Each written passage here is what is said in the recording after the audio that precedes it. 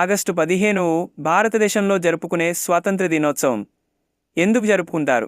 1947 August 15న భారతదేశం సుమారు 200 సంవత్సరాల బ్రిటిష్ వలస పాలన నుండి స్వాతంత్ర్యం పొందింది.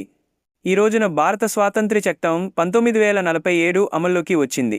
శాసన సార్వభౌమాధికారాన్ని భారత రాజ్యాంగ సభకు బదిలీ చేసింది.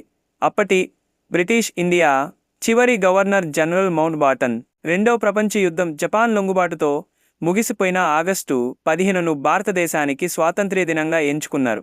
భారతదేశం మరియు పాకిస్తాన్ అనే రెండు వేర్వేరు దేశాలుగా విభజించబడిన వార్షికోత్సవాన్ని కూడా ఇది సూచిస్తుంది.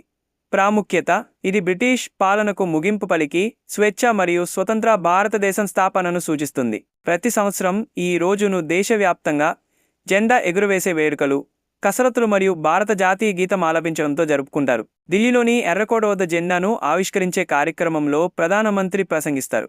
ఇది భారతదేశ చరిత్రలో ఒక ముఖ్యమైన రోజు. వలస పాలన నుండి విముక్తి పొందిన ఒక కొత్త శకానికి గుర్తు. ఆగస్టు 15 భారతదేశంలో జాతీయ సెలవు దినం మరియు దేశవ్యాప్తంగా ప్రజలు ఈ రోజును గర్వంగా మరియు ఉత్సాహంగా జరుపుకుంటారు.